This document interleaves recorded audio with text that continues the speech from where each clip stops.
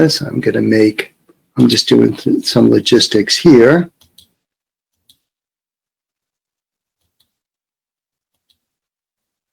Let me do this. Got it.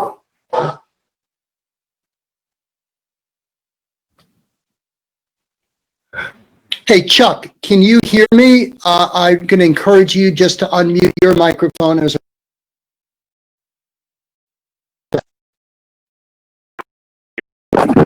Okay, is that coming in clear? I can hear you just fine, so we are all good to go. A few minutes, it looks like everyone could. It's going to warm up back forward, so I'll just make a couple of commentaries, keep people occupied, and then we'll go from there. I like seeing we've got a David with the Department of Justice.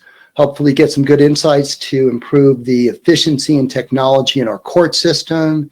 Gonzalo from the McCarran Airport there in Vegas. We have John from Ivy Lease Authority. Obviously, utilities have a great interest in updating their applications. Let's see who else I recognize. Michael, as we mentioned before, from Idea Travel. We have Mike with Bombardier Aerospace, another major employer. We've got Nahul, who's with Ernst & Young, and they now go by EY. All the big four accounting firms. Cooper is now PwC. Ernst & Young is now EW. So they're all trying to make things a little easier for everyone to abbreviate. Got Roosevelt down there in Philadelphia with the Federal Credit Union. Shen with FedEx. So a nice. I postponed upgrading my kitchen. I guess, I better get that new refrigerator. I better get that new stove. And so we've seen a resurgence in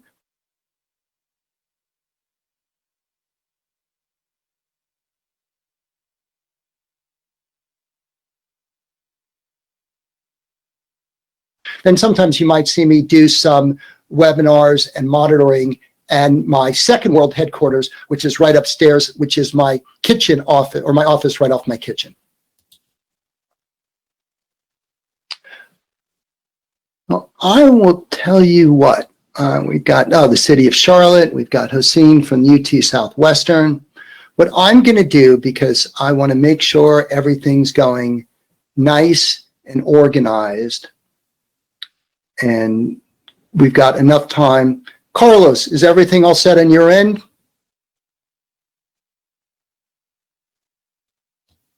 Yep, everything sounds good. You look clear. What can I tell you? You look 10 years young. Yeah. Good. Give me some confidence for today. All right. So I'm going to now get things started here. I'll move my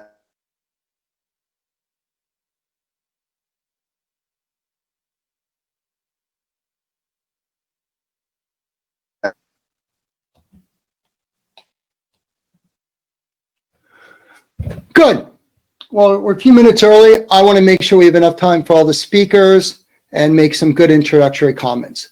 My name is Ron Gerber. I'm the head of AngelLead. So glad that all of you are spending your Thursday morning or Thursday afternoon with us. We've got a fantastic program featuring these global leaders and many other innovative firms talking around Kubernetes and related subjects such as application modernization, application migration, cloud native design. I think it's going to be fantastic. I hope everyone benefits from our programs, which have two objectives. First, we want to make sure you're getting the skills, the insights, the knowledge that you need to continue to progress in your individual career. Everything's happening so quickly. I think the only good thing about COVID-19, and I struggle to find anything positive about it, this is the only thing I came up with, is that executives who run major corporations, universities, hospitals, government agencies, everyone is now fully aware as to the importance of technology.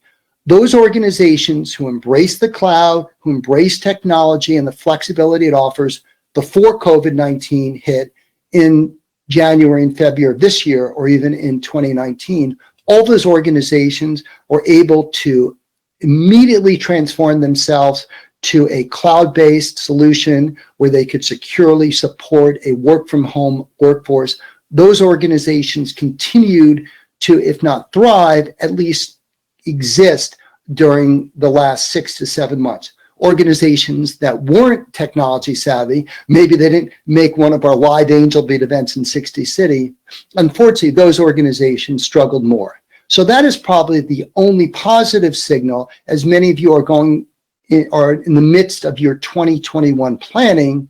I think what you'll find is that this insights that we offer here at Angel Beat are going to be much more well received by your executives. So when you're putting together budgets for CEOs, CFOs, CIOs to approve, you're going to hopefully get much less resistance. So that is perhaps the only positive element of COVID-19. The second objective of Angel Beat, beyond making sure that all of you get the skills and insights you need individually, is again to help your organizations become more cost effective, become more flexible, so they can compete in an increasingly challenging world. And so I think we do a very good job of trying to make sure we meet those two objectives, and at the same time bring to bear a great array of companies. I think that we at Angel Beat do a better job than most on structuring agendas. Let me click here. And what's this agenda? It's pretty busy, of course, but let me just summarize this. I again want to encourage people on the download screen to download the agenda so you can easily follow this and also read the detailed abstracts. We're going to go through this now, and let me just summarize my thinking in putting this together. We want to start with our key Angel Beat security sponsor, Trend Micro.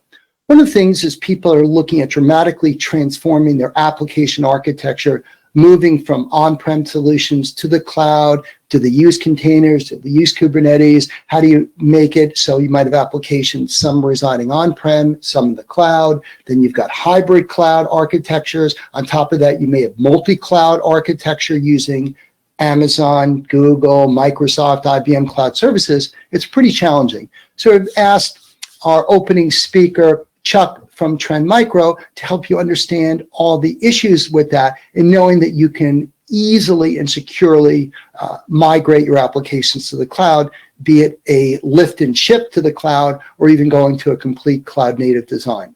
We'll hear from some of our colleagues from Rackspace, one of the leaders in historically co-location, now providing a range of services.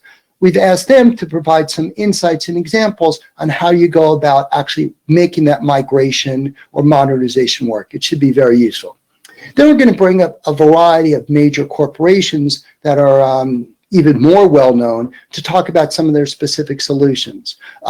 Microsoft is obviously heavily invested in Kubernetes. Many people call it the operating system of the cloud. We're going to hear how Kubernetes ties in with their Azure Arc management platform. NetApp has dramatically transformed itself. It's no longer a quote-unquote just IT storage company. They've got a whole wealth of solutions for managing your application data on Kubernetes. Very useful. IBM, we're excited to have them participate, are going to talk about how do you go about integrating COBOL applications with Kubernetes. You know, COBOL being a long-standing programming language, you may not think it could coexist with Kubernetes. IBM is going to show you how they made that work. Should be very insightful. We'll then bring up Cloud Health from VMware. This was a recent acquisition by VMware. Cloud Health serves as an independent business unit. One of their main objectives is helping organizations manage the cost and administration of either their hybrid cloud or multi-cloud platforms. They're going to provide some specific insights on how that works in a Kubernetes or from a Kubernetes perspective. Should be very useful.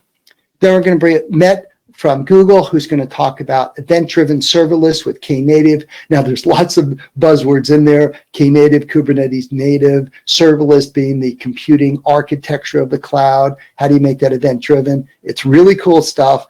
I think I just exhausted my knowledge of exactly what he's going to cover, but everyone needs to know what major players like Microsoft, Amazon, IBM, and Google are doing around their cloud solutions, around how you go about modernizing applications. That's going to be very useful.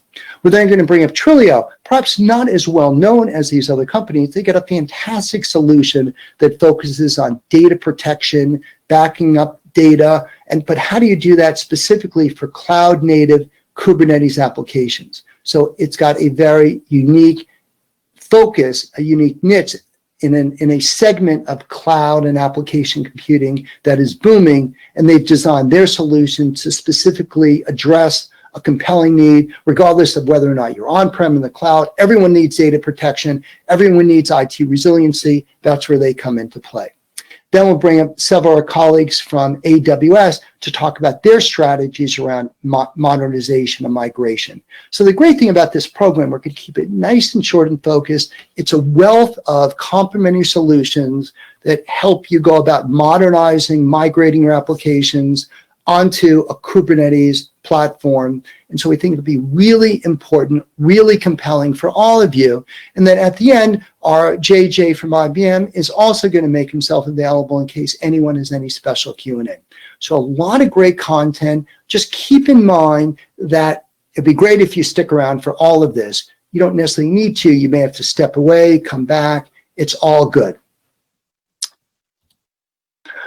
I want to point out, in addition to our 4 lead participants, we're able to put on these Angel Beat events with the support and involvement of these 5 critically important sponsors. I mentioned their expertise and what the subjects are going to provide, but let me just verbally call out Trend Micro, a security leader, Cloud Health, helping you manage the cloud, NetApp, dramatically transforming its organization to be very data and cloud-centric while still retaining its expertise in storage. Twilio, an exciting new company. There's so many of these emerging in this cloud and Kubernetes world to offer insights on data protection. And finally, Rackspace, a leader in historically co-location, now offering a range of cloud services that we're going to hear about. Just some background here on AngelBeat. Let me just check the time here. We historically did live events in many locations. Realistically, when I planned these things out, we're not doing live events till the fall of 2021. That is very simply put. People say, why can't we do these things quicker? Unfortunately, we need a proven vaccine. We then need that vaccine to be made and produced. We then need that vaccine to be distributed. Not so easy. Sometimes it has to be refrigerated. Then you need to have lots of people, hundreds of millions in the US, billions across the globe, take the vaccine. And that is obviously the way you can achieve what everyone will agree, regardless if you're Republican or Democrat. What you need is this herd immunity. The best way to get that is not by having people fall victim to COVID-19, but instead have all of us practice all the recommendations of public health officials around social distancing, mask, washing your hands, and in turn, hopefully a vast majority, an overwhelming percentage of the world's population will be able to get vaccinated, because that's how you get herd immunity without people falling victim to the disease. So to do that, it's at least a year away. That's why we're spending all of our effort and focus on making sure that we have a very focused online training model that, again, focuses on you and the individual, you and the organization, and puts you in front of, in one focus session, the world's leading technology firms who are really powerful before COVID and now are increasingly important process solutions to help your overall organization be more secure, be more flexible, be more cost effective, etc. As you look at our content, we have programs that deal with areas around cloud, security, applications, data and automation. This program is very focused around applications, though cloud and security tend to be common themes across every program. Next week on Friday, we have a program on artificial intelligence, machine learning, robotic process automation. Then on the 22nd, we have another program dealing with work from home. How do you go about securing an increasingly mobile workforce?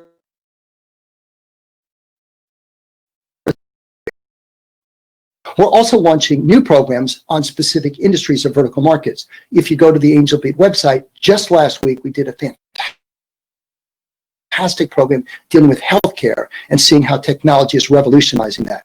So that's the second type of program, still technology oriented, but much more narrowly focused on a specific segment. We're going to be doing future programs on consumer goods and retailing, financial services, energy, state and local government education. Should be a great way to expand our content. One of the things that I'm constantly focused on is always delivering new and meaningful information. And finally, we'll be doing programs to help you in the next month or two with your 2021 planning. Under these scenarios, we'll do 3 programs, maybe 4. We'll definitely feature 8 to 10 different speakers from Amazon, Microsoft, and Google, and we'll have them deliver in a focused one-day program all the things that they're focused on for next year, giving you insights on a range of these areas. So it'll be more like a mini version, just located about 3 or so miles from AngelBeat's worldwide headquarters here in Long Island. So glad to get his commentary. I'm also going to check this, make sure there's Q&A and chat that all of you can use to, and I'm making sure these are all available. So if you have any other questions, let me know. We'll try and get most of your questions answered in real time. But in fact, if there's something happen that we can't get to it because we want to stay on schedule, I'll make sure that we get you answers in the future. As I mentioned, you can attend for the full day. It'd be great. If you have to step away or take a call, no problem. We understand that. Please make sure that you try and stick around as much as you can. We've got all the content available, or it will be in a day or two. There's going to be one 5-hour MP4 file that I'm going to break out into 10 individual videos. So like what Larry saw from a healthcare program where we had a similar number of specific or different speakers, we break it out. That way you and your colleagues can easily listen to just the subjects that are most relevant. Sometimes I like listening to the videos again because I miss different things and I always learn something new. Also, make sure that you tell your friends and colleagues who maybe didn't have a chance to sign up. Maybe you tell them, send them a text or an email saying, hey, this guy Ron Gerber really knows what he's doing. There's great content. It's nice and simple. Why don't you just go to angelbeat.com, click on the link, read the description, click on another link, go to webinar, sign up. Takes all of 45, 50 seconds max. So let me know. We can still fit in more people, and we really want to encourage some of your colleagues to join us. We understand the importance of all of you attending and getting CPE credits. Just to make it easier, and the same place that you can go into the online control panel, in addition to downloading, I think it's something called handouts. In addition to downloading the agenda, you can download the CPE certificate for this program. Just makes it easier. People are logging in, so they're attending, so you get their certificate. If any of you need something else, let me know if that certificate isn't meaningful for you. Here's my contact information. I constantly look in my emails to see what is going on. I see, one person who I'm going to call. Kimmy could not join, so I'm going to call him in a little bit when I mute myself, so we get all of that squared away. I also want to ask anyone who's got any questions to either call or email me to make sure I can take care of it, such as after I'm done here, I'll call Kimmy and make sure he gets online. The other thing I want to point out is how we use your contact information in AngelBeat. We have a default opt-in, which says 2 days after the event, we share your registration basic data, not your cell phone, with the sponsors. Most people are okay with that. I mean, they're signing up for the program, all of you are, because you want to hear from these subject matter experts. At the same time, we recognize that some people only want to follow up with organizations that are of specific interest to them. So they want to opt out. So they want AngelBeat to remove their name from the list of attendees and registrants that we provide the sponsors. That's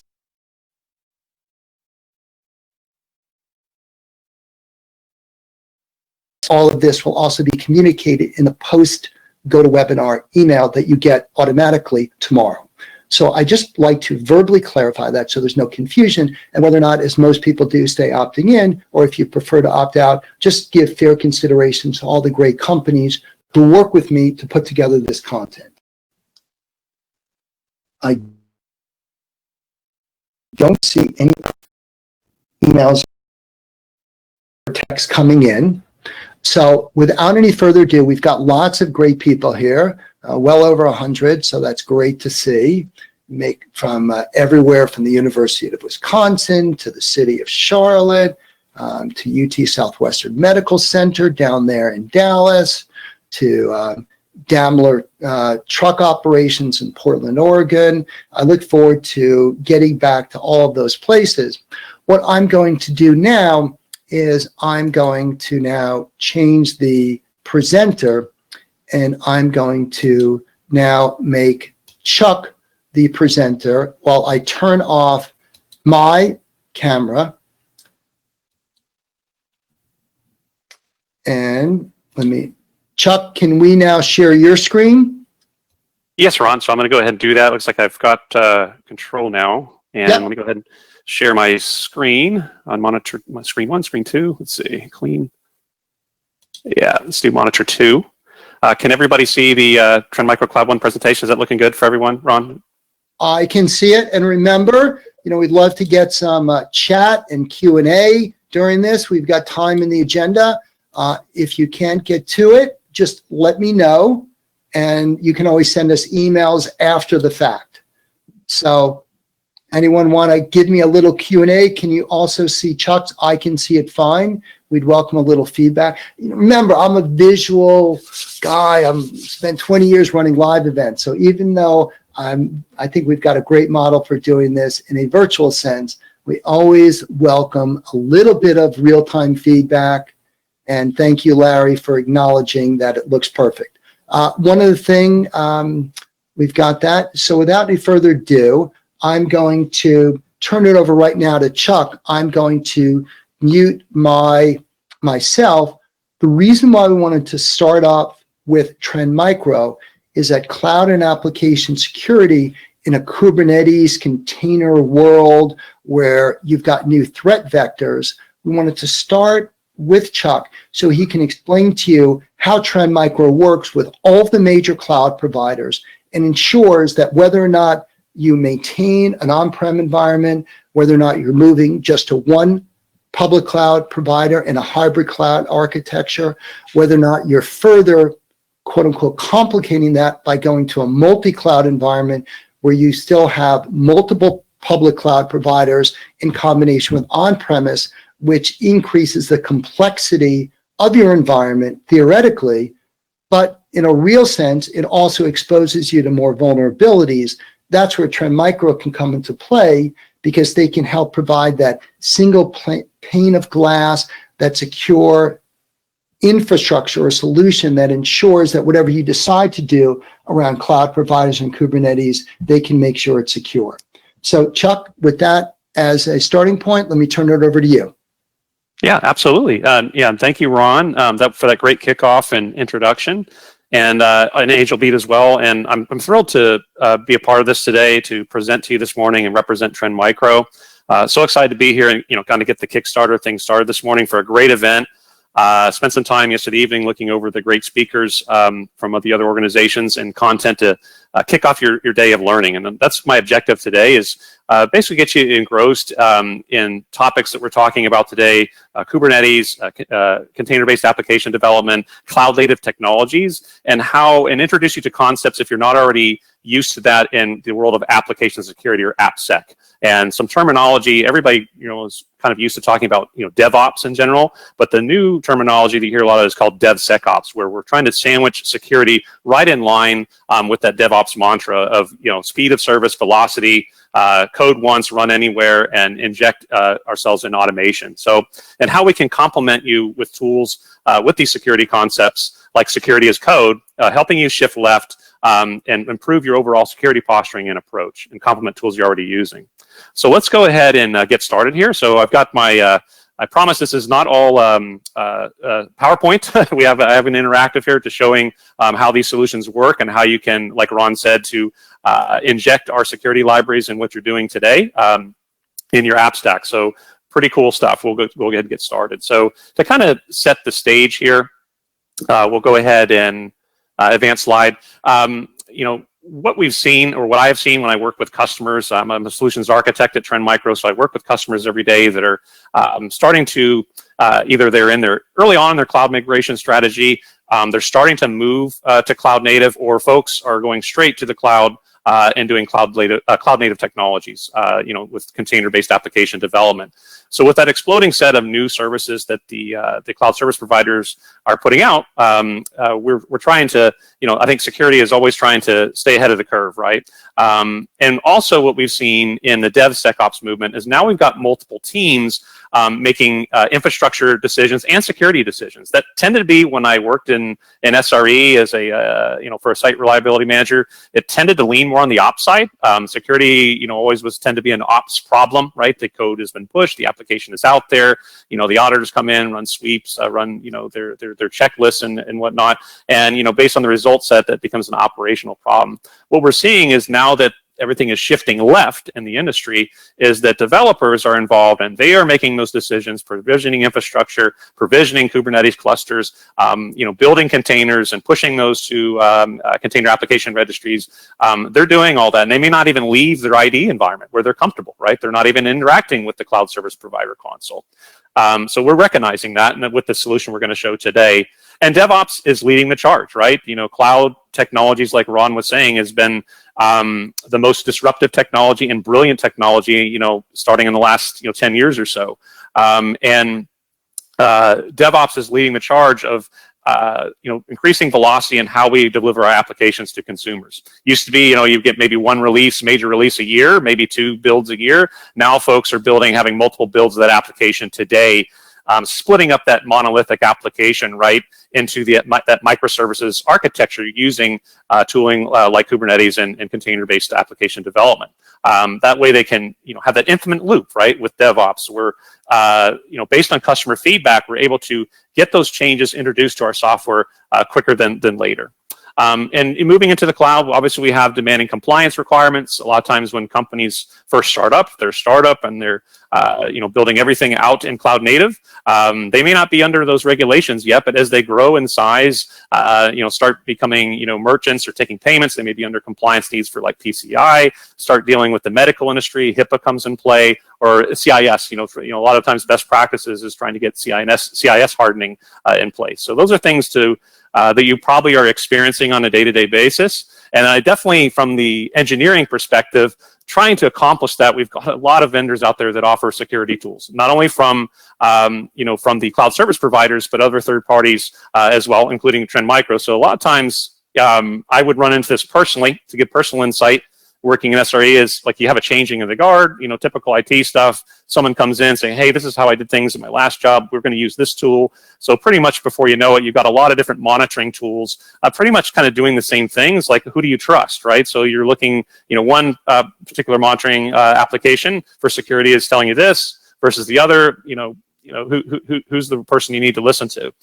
So we recognize that. So in building a platform around that, we want to make sure that you have one consolidated platform for cloud builders to get all the information you need there. So kind of setting the stage, that's the perfect storm. And the solution we have from a Trend Micro perspective is Trend Micro Cloud One. So this is a fully integrated security services platform for cloud builders.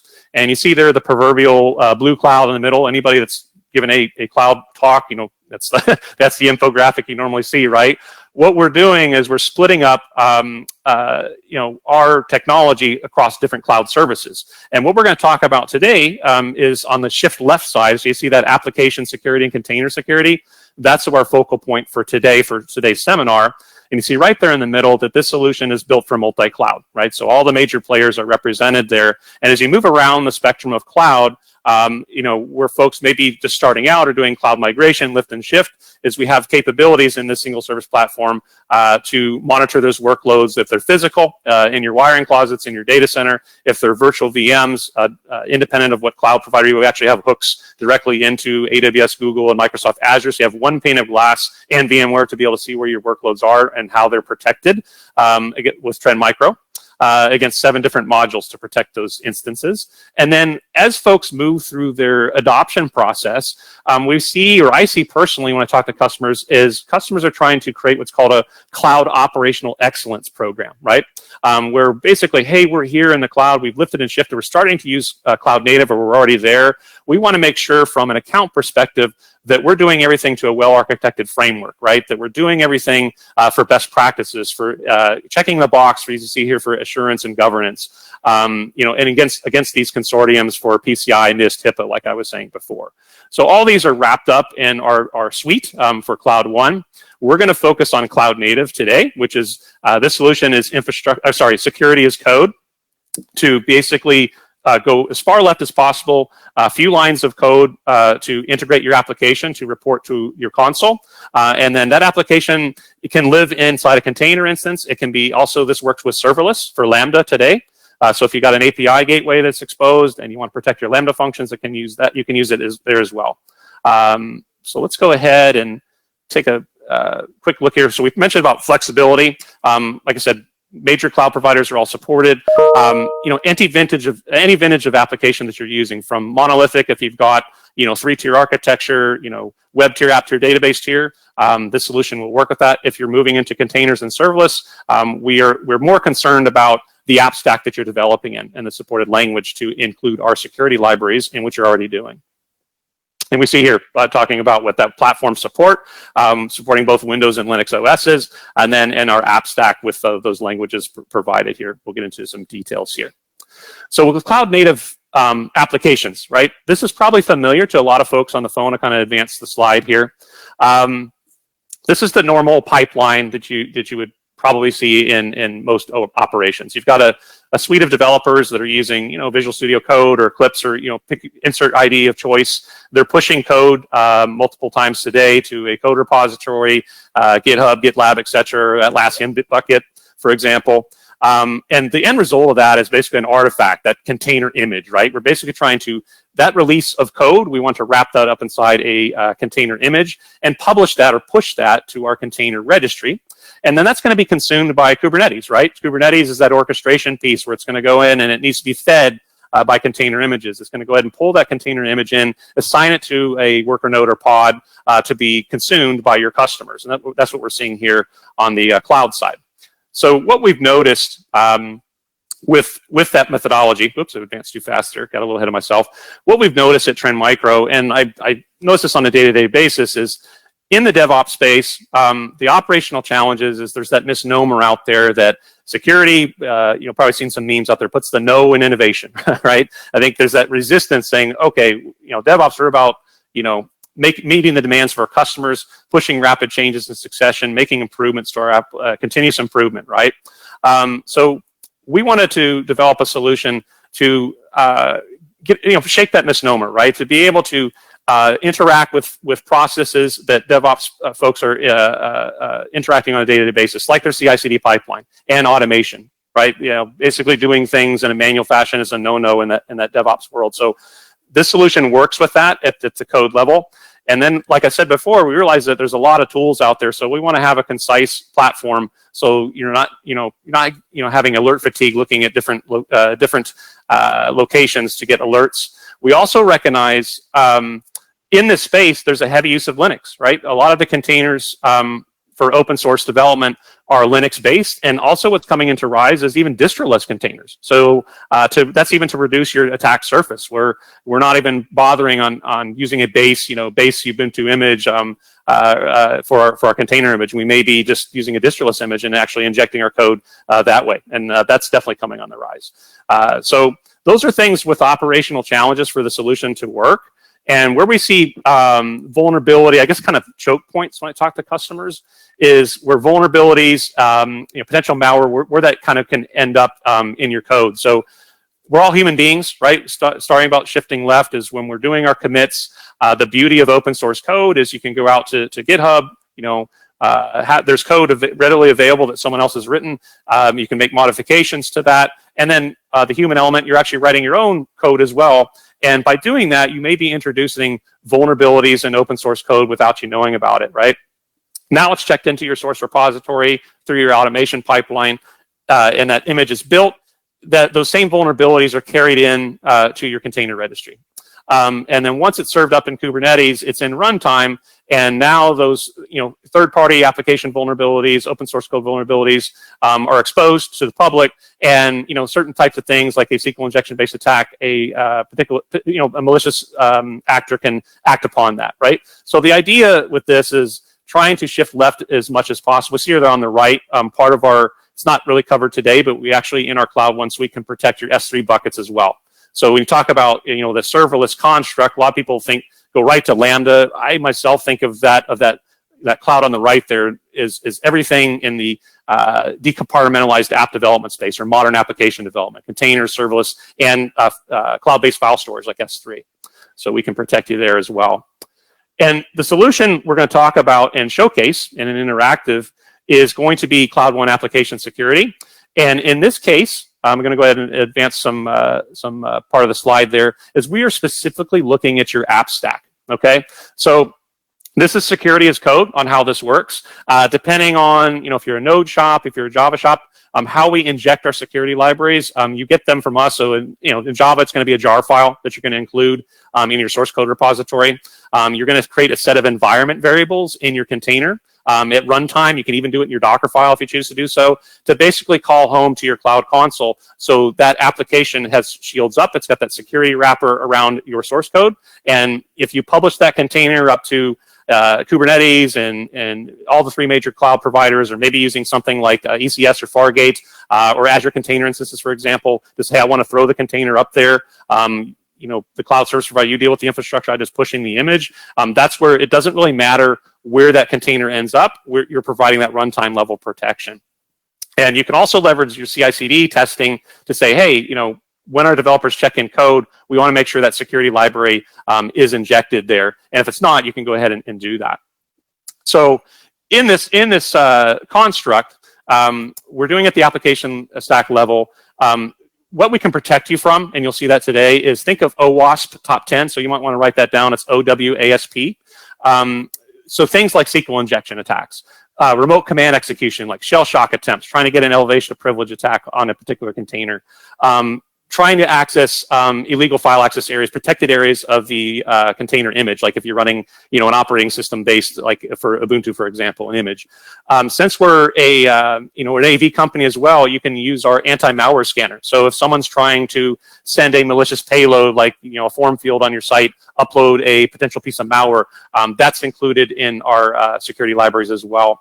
URL redirects as well. And like I said, minimal impact on performance.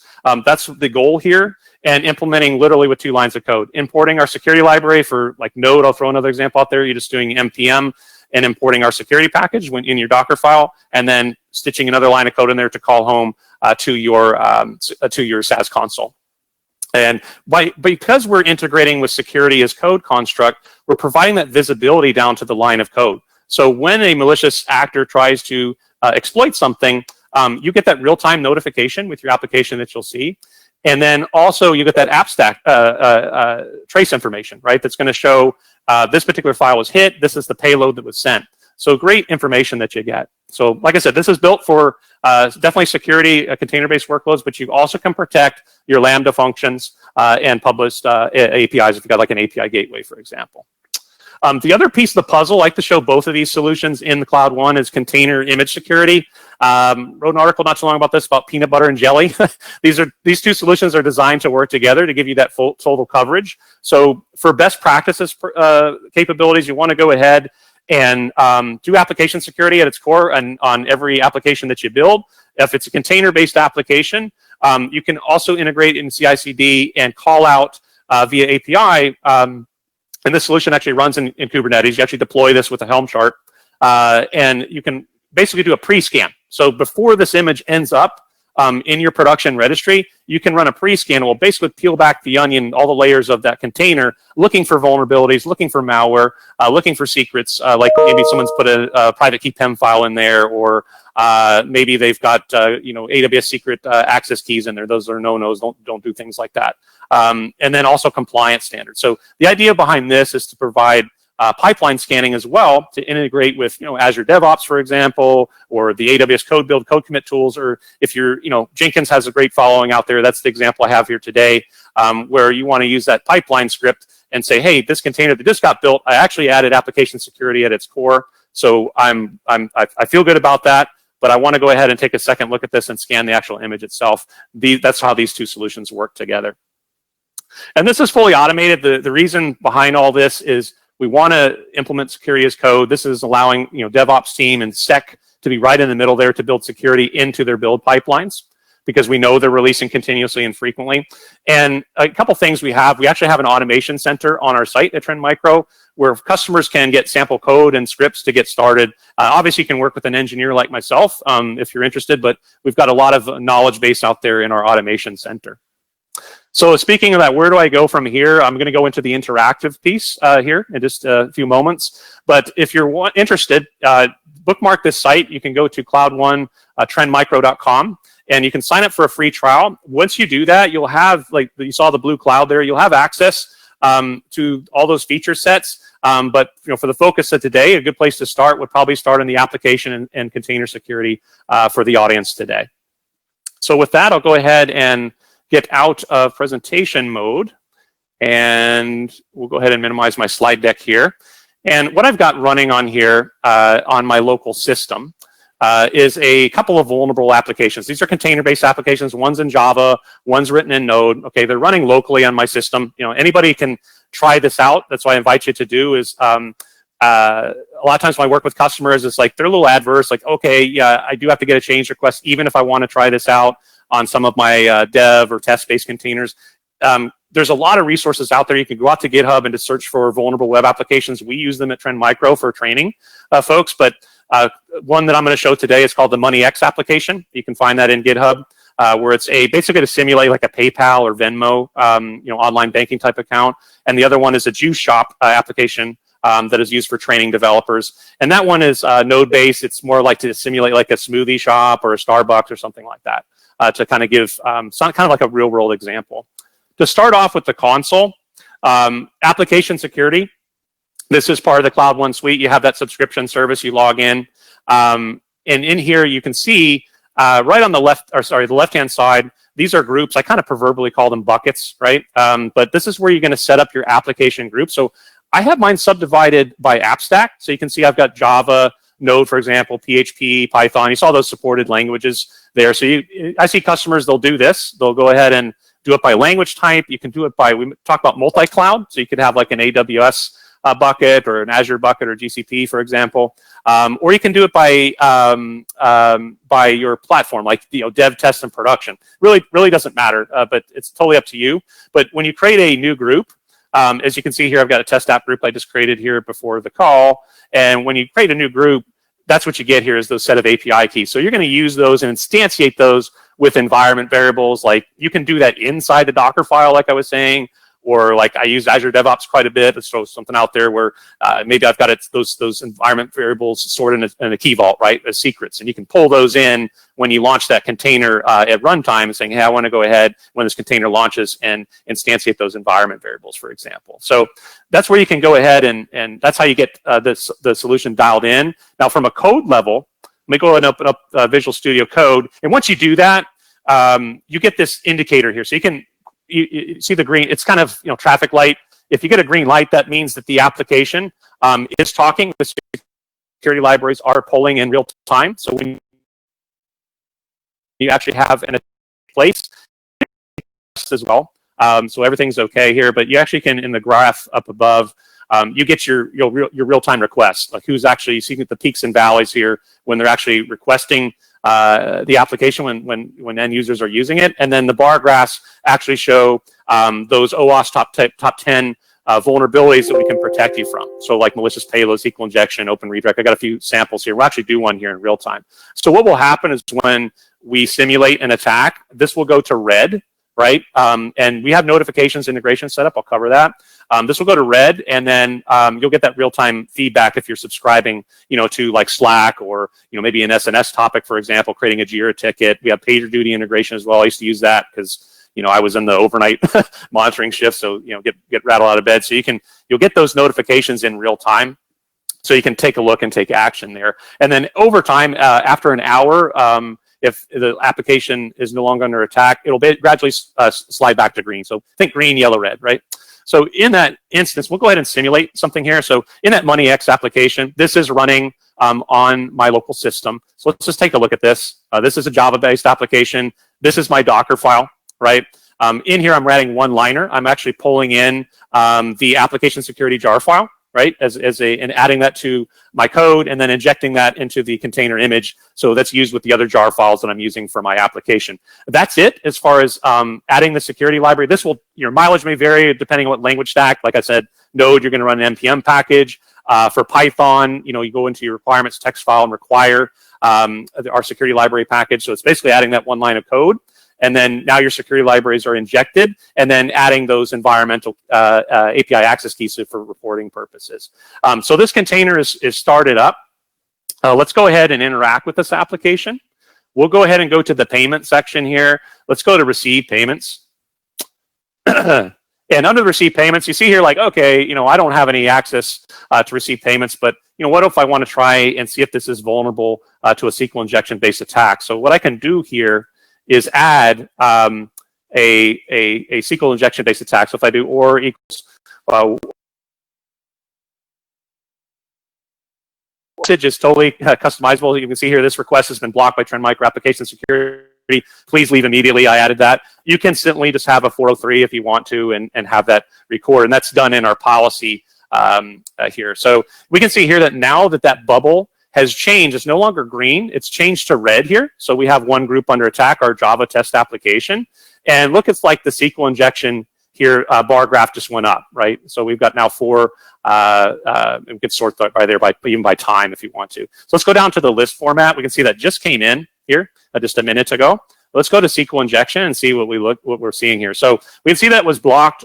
Since I'm running this locally on my system, just getting my local attacker IP address. The basic ports and protocol stuff where it came in on, and then you can see the path, the file that was hit, the actual request. You can see this SQL injection request I tried to throw at the application, and then with the SQL injection details, I'm seeing which query it was hitting to run. Obviously, our security library stepped in and prevented that from actually executing for the query, but you can see here where that vulnerable query is in here, and then the triggered policy details. So pretty cool that you have all that at your disposal, giving you that information for your developers. And then with integrations here on the left, like this would be going, my Slack's pretty noisy, so I have it quieted down right now, but you can actually add integrations directly here in the console to, like I said, to PagerDuty, to New Relic Insights, if you're using that tooling for providing application performance and instrumentation, that's where you can take a look at that as well. And then Amazon SNS, maybe subscribe to a topic, for example. So another one I like to show real quick with this Java-based application is a IDS-based attack. So in our policies, let's take a quick look here. We looked at our group settings. This is where you can switch these on and off. Most customers, when I work with them, are going to put this in report format. So you basically trying out the application. What do we not know? Like, this is the unknown. Are we vulnerable to SQL injections, malicious payloads, all these OWASP top 10 type stuff? And you can go into these categories and actually change your policy configurations for different types of SQL injection. Yeah, I've got the always true one selected today. That's the one I tried to use. But for like malicious payload that we're going to show here in just a second, this is using our zero-day initiative here at Trend for IDS-based attacks, looking for vulnerabilities. I'll pick on Apache for a second. Apache struts on there. If there's an associated CVE on that, and maybe you haven't patched that container yet, you can go ahead and turn these IDS-based rules on there to mitigate someone trying to exploit that inside your running container image. So pretty cool. This is taking part of our zero-day initiative here at Trend. When we find vulnerabilities, we put this into the product at your disposal. So one thing I'm going to go ahead and try here on this container image, you can see I've done it here before the call, is this is basically simulating a remote command execution malicious payload attack, trying to do a shell shock based attempt. So if I go ahead, this is a malicious curl. If I go ahead and run this, okay, I get that same feedback page. Obviously, it's showing me an encoded format here, right? That HTML page, that block page.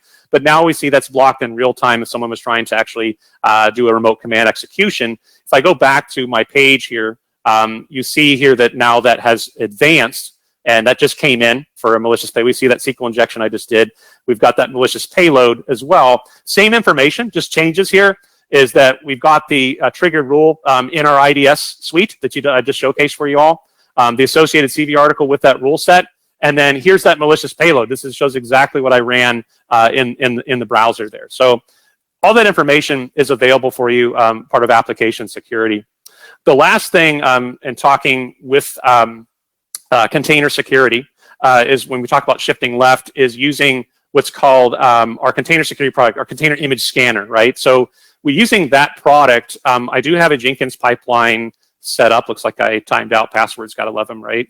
So we'll go ahead and, if I can type today, my son types better than me, and he's 8. So let's go ahead and do that and log into Jenkins. And this is the example pipeline that I have running in Jenkins. This will work with whatever CI/CD you're using, since this is API driven. So what you can do is where folks will get started is go out to our GitHub repository at Trend Micro. And this is a Kubernetes-based solution. So this will allow you to deploy our image-based scanner in Kubernetes. If you're already running Kubernetes today, you just pick a new namespace to deploy into. It's basically a one-liner with a Helm chart. You run a Helm install. Basically, you have to have Helm installed, kubectl, those software tools to deploy or use Helm. You want to have with the overrides file here. This is where you're going to put in your trial license code from us. So it's really easy. Once you sign up for your free trial, you'll get a license code for this, and you can run that one-liner, inject the Helm chart into Kubernetes. A lot of times, customers will go ahead and provision a quick Kubernetes EKS AKS cluster out of the box to try this out, and then point their pipeline to the image-based scanner. So that's what you're doing here with the image-based scanner is, I went jump tabs there, is when that image is built, right? So I did a commit a few days ago, checked out source code, built a container, right? I've got that artifact, and I'm pushing it into the container image, the security scanner, basically to take a look at that, bust open the container, look for vulnerabilities, look for malware, etc. Based on the results that this is totally customizable by you. You can say, obviously I found a piece of malware in here. And if you want to go even further with the vulnerabilities threshold, if you're like saying, hey, if it's 5 or less criticals, that's totally up to you. Go ahead and release. Or maybe you want zeros here, but mediums I'm okay with. You can customize on what you want for a no-go situation to your production registry. That's the idea behind this, is to run that pre-registry scan to look at that container image, get that as secure as possible before it ends up in your production registry. And that's how you can use our solution with container image security. The console, it actually has all these consoles you can flip in with the solution. Looks like I've logged out of that as well. Let's go ahead and do that. I'm going to go ahead and grab that real quick. I think I got 5 minutes of talking time, so we'll just take a look at that real quick. I'll be respectful of everybody's time. I've got that here in my vault. So let's go ahead and grab those creds real quick. So I apologize for that. Passwords, got to love them, right? Doing security, we make sure we're timing you out. So here's the console. When you deploy the solution, you're going to, in Kubernetes, this is what it looks like. You log into the dashboard. You can easily add your container registries here. I've got Azure Container Registry added to my solution, but you can go ahead and hit create, add your cloud provider registry supported. You can easily add them, ECR, Google Cloud Registry, or in generic, you can add any Docker 2.0 API compatible registry, because this is API driven, right? And once you do that, you can scan the registry once it's created, perform periodic scans. You can even have customizability on filters. Like, I've got some playground images in here with Docker tags. I don't want to scan these guys, but I want to, scan these particular tags, or I just want to scan everything in the registry.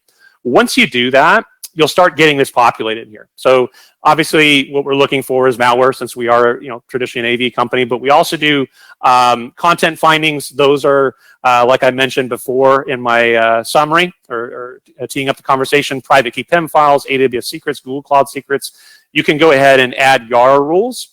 It's YARA, so you can go ahead and Google that. It's very JSON-like. You can add your own rule sets. You can customize your own rule sets in this solution. So, if you've got things that developers are putting inside that container image you don't want, you can scan for that with our content rules section to give some customizability there.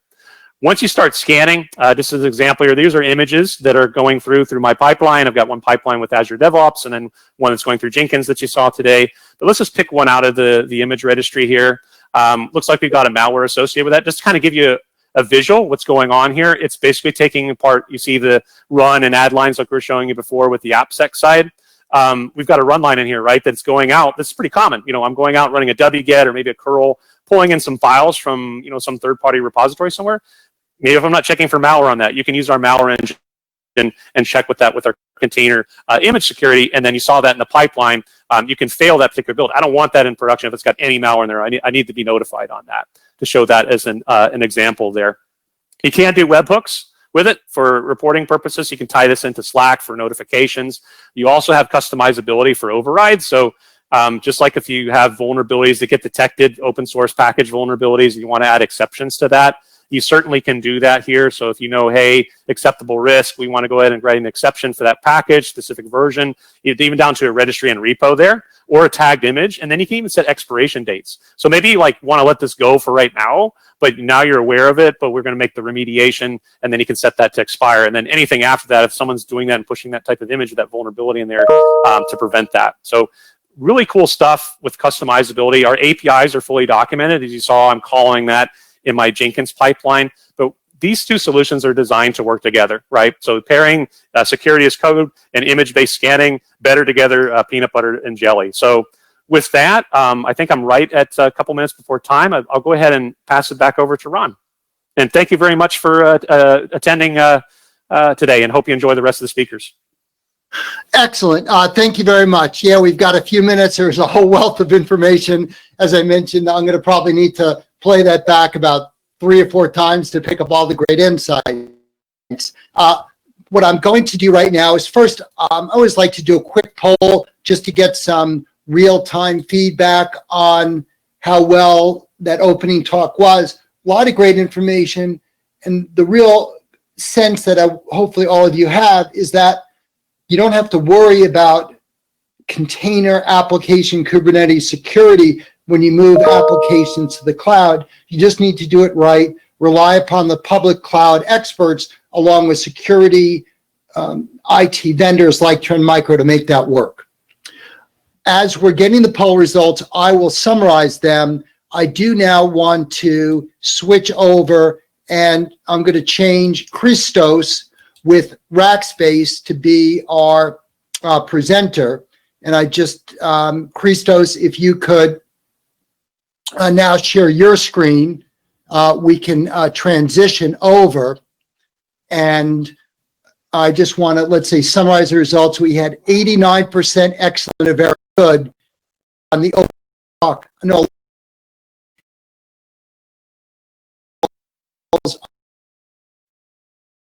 micro configure your environment, just let us know. But now we want to keep turning off the poll. And now I want to turn it over to Christos to talk about another issue before we have all the major clouders speak, which is how do you actually implement. Right. Hello. Thank you. Hi. Hopefully you can all hear me. I want to kick us off here just for a few minutes. My name's Chris Tallis, and I'm responsible for the professional services consulting teams within Rackspace, and my purview is one of movement. So we see a lot of organizations that we work with either in the process of trying to work out what to move and what to move where, or in the process of having started moving and gotten stuck, or in the process of completing their programs. And really, what we wanted to do today, and I thought it would be quite useful for you guys to actually hear from some of the Rackspace teams that actually do the modernization activity with our customers.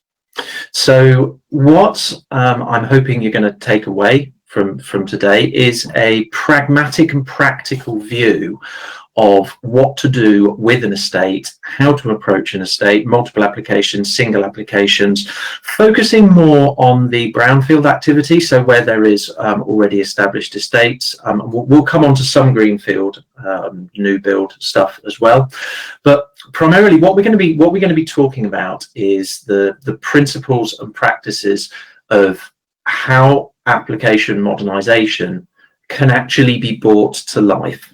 Okay, and the way we've broken it down, we're going to talk about the different types and categories of modernization. And what I'm hoping you'll see quite quickly is that essentially the term application modernization covers a number of different things. So we're going to start by looking at some of the more straightforward and less ambitious aspects of modernization, how that can be achieved, some of the things that we should be looking out for there. And then we're going to come on to looking at some of the more exotic options and the more technically intricate ways of modernizing applications. And then at the end, what we're going to do is just have a couple of minutes just to talk about how we actually do something with this information. How do we make it actionable? So I'm joined today by Christos and Pablo, who are going to talk about this in a little bit more detail. So without further ado, Christos. Hi, everybody. My name is Christos Liotis. I live in Amsterdam in the Netherlands, and I work as a transformation consultant at Rackspace, EMEA Professional Services. And today I would like to talk to you about the theory and the context of application migrations, as well as where migrations meet modernization. So when we talk about migrations, except for the execution in the practical part, there are some fundamental principles we need to keep in mind. Preparation is equally important to execution. And by preparation, we mean goal setting, application landscape analysis, source application landscape analysis more specifically, and categorization into move buckets in order to prepare yourselves to move to the actual practical parts, which are preparing your environment. And that means both your current environment, what we call the source, as well as the target landing zone, selecting your first mover application, one or more applications actually, and migrating them over to your cloud infrastructure, and then testing, monitoring, and optimizing everything until you achieve what you want. So I skipped through the first three, but I'm going to focus on them mostly. So the preparation steps, it all starts with understanding your problem, defining your problem statement, what you have at the moment and why you want to change, defining your business drivers and also envisioning where you want to go, setting the goals to achieve that, and also making sure you champion the upcoming change within your organization, because a migration is not only a technical change, it's actually maybe even more an organizational change. Making sure your teams and your people are aligned to that change is very important to kicking off a migration project and making it as successful as possible. So once you have done those, it's time to analyze. There you have to understand what you have in terms of applications. You need to know your application landscape, and that's the cornerstone of every successful migration project. When you know what you have, it's much easier to make the right decisions towards what you want to achieve, and those decisions will be informed. So having that full list of your application landscape will allow you to identify your migration candidates. And by that, I want to point out, we mean applications. We view that more on an application than on a server level, because for a migration, of course, is a migration of servers and infrastructure, but it's also applications, and a modernization even more is much more related to the applications than the servers. So once you have identified those migration candidates, then you can start categorizing into what we call the move buckets. This is pretty much defining the migration approach for each application. And to be a bit more specific, this is what we call the move buckets. I assume many of you, if not all of you, have heard about the 6 R's. Our view is a bit more on top of that. So what we have defined are the 4 M buckets: the move, modernize, maintain, and mothball. About the last 2, these are the most self-explanatory ones. Maintain bucket will include all the applications you have that will remain in your source environment. They will not migrate. And mothball includes all the applications that are to be retired. The applications you don't need anymore, you're not going to migrate them either. So what we have here is 2 buckets that are not migration buckets and 2 that are migration buckets. There comes the question, move or modernize. So what are the differences between these 2? Moving is pretty much what the word says. It's like for like migrations. You have an application in your source environment, you will have the exact same application on your target, with the only difference being your VMs running on a new infrastructure. There are 2 different approaches here. the new build and the image migration. By new build, we mean you're rebuilding your infrastructure on the cloud, on your selected clouds, you're spinning up new VMs, and there you deploy the same operating system, same database version, and same application version as in source. And there's also the option to do image migrations that will require the deployment of image migration tooling on your source and target environment, which will allow you to take a copy of your source server and move it exactly as it is over to your target environment. So as you can see, the move bucket, there is 0 level of changes, 0 level of transformation. Any level of transformation will put your application in the modernize bucket. In that, you have a lot of different options. You can have from small, simple modernization, such as uplifting your operating system or database versions, using a newer application version that's maybe even cloud ready, or going to something much more exotic like embracing cloud native technologies, utilizing software as a service, utilizing DevOps. Anything that includes a modernization or transformation goes into this bucket. So I want to focus a bit on our key message here. The key message is that a migration and the modernization is not an absolute, it's a scale. And that scale, we view this at its levels in terms of amount of changes, effort, complexity, and areas of expertise. So starting from the lowest level of this dial, you can have a simple move. A simple move, as we said, is having exactly the same on your target infrastructure, with the only change being utilizing infrastructure as a service. That includes the minimum amount of change and effort, because the main effort involved here will be about redeploying your application and ensuring that, redeploying your application and of course building your target infrastructure and ensuring all your interfaces are reconnected.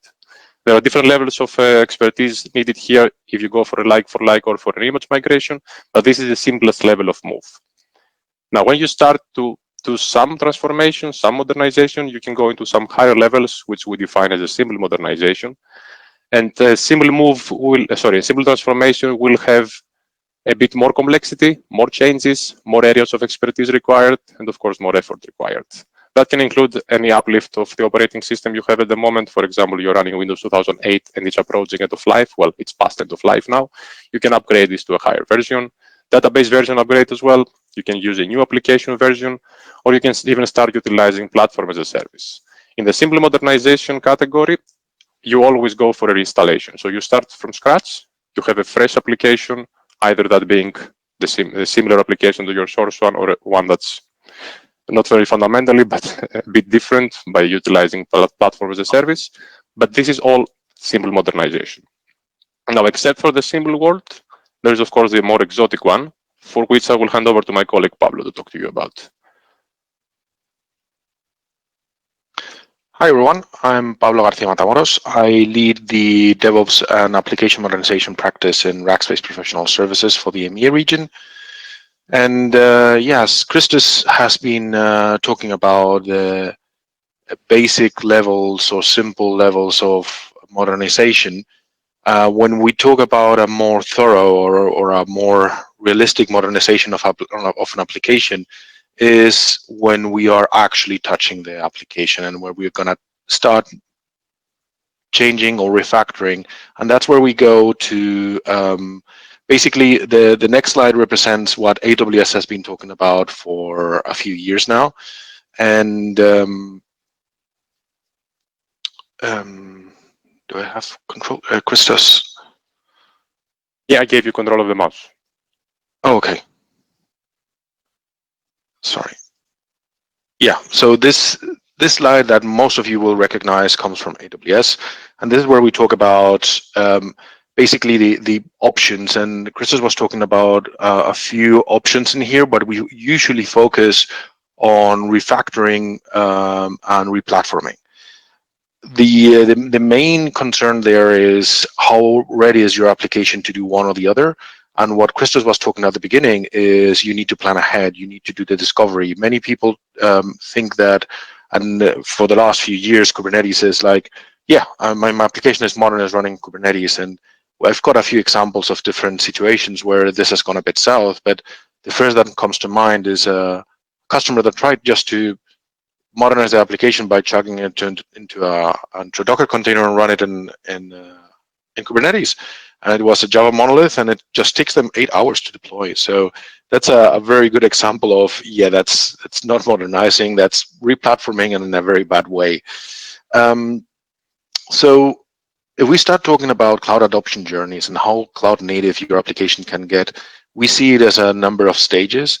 And what we've seen is in all of these stages, it can go wrong. It doesn't matter how much time you've put in each of the previous ones. You have to take the right decisions in the right stages. And it doesn't matter that you're doing a simple modernization or an advanced one or a complex refactoring or a greenfield project. It all matters what you're going to do. And this is actually a case that we had with a customer that had a large team of engineers that were working on stuff. And again, web application, API backend, front end, async workers, something that sounds already interesting and already in line with what we're doing. Problem was that collaboration was a pain, and it wasn't moving forward, and every single change that they were trying to do was a problem. And just breaking the application down into services, and these services having them hosted in single repos, which is something that for many people seems like basically common sense, didn't come as common sense to this customer. And what we ended up doing is just helping them do this transition. And at the end of the day, we enabled them to go much faster. And as you can see, they had been doing all the right stages in 1, 2, and 3. And when they were trying to start iterating, when they were getting to the iteration stage, that's where they suddenly figured out that they had done something wrong in the past, but they didn't understand what or how. And this is where we came in and helped them out. And it can be as simple as how are you hosting your code, right? Where are you storing your code? But it can get really, really complex quite quickly. In other cases, what we had is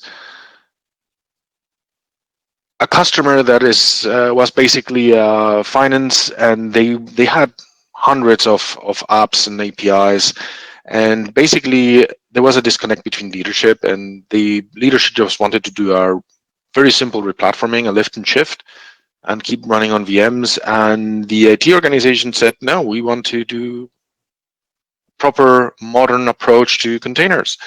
And somewhere in between, the communications broke down.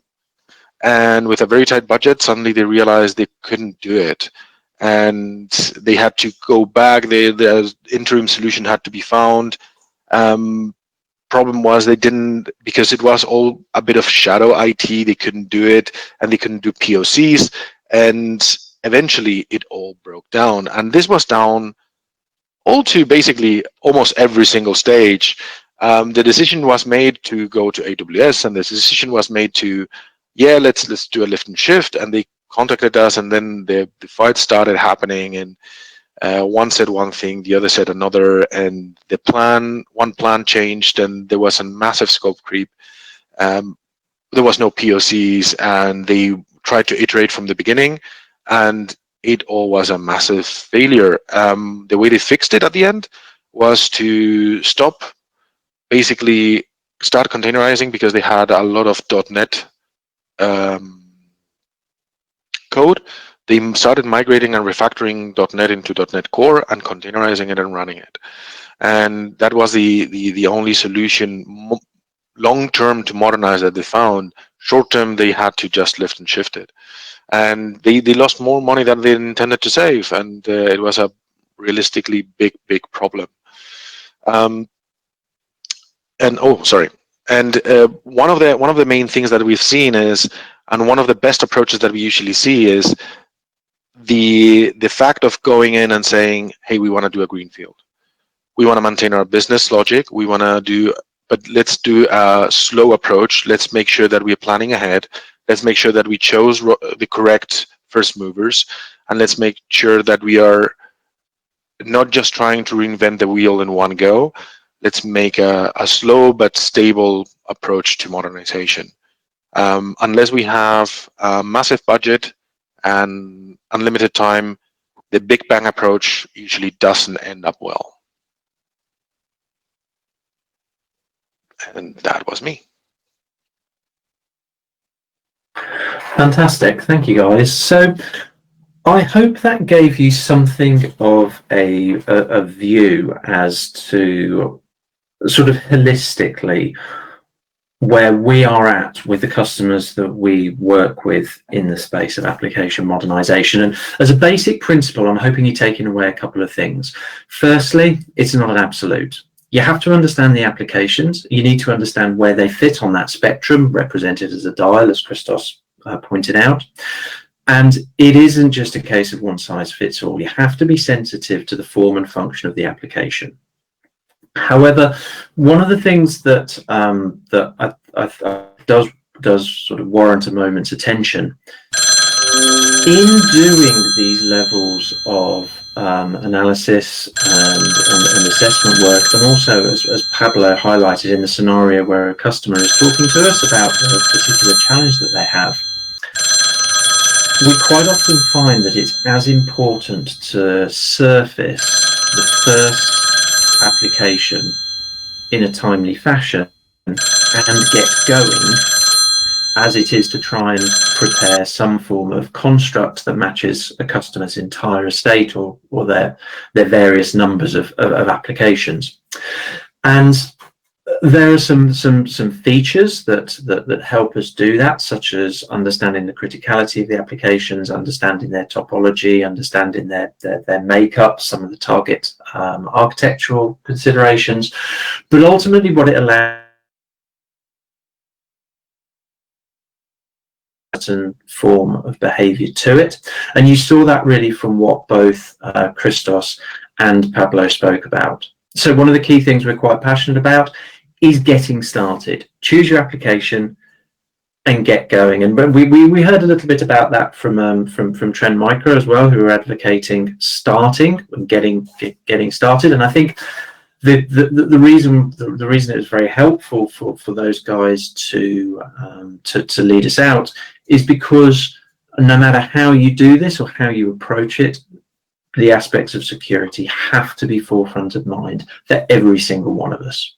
So whilst we advocate that, I think it's key to understand that there's some things that predicate it, security being one, and of course support from your business being another. If you're in the middle of starting or finishing a program of application modernization, doing so without business support and without support of the business users and the community surrounding those applications makes it an incredibly difficult thing to do.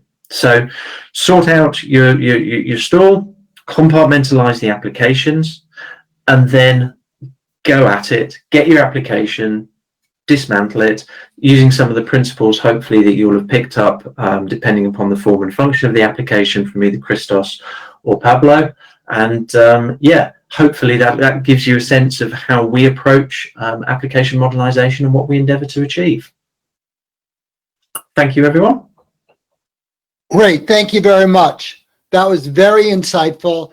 I think it's interesting to have a European perspective on this, because what it tells me is that the world is pretty much the same from a technology standpoint. Organizations across the globe are dealing with these issues.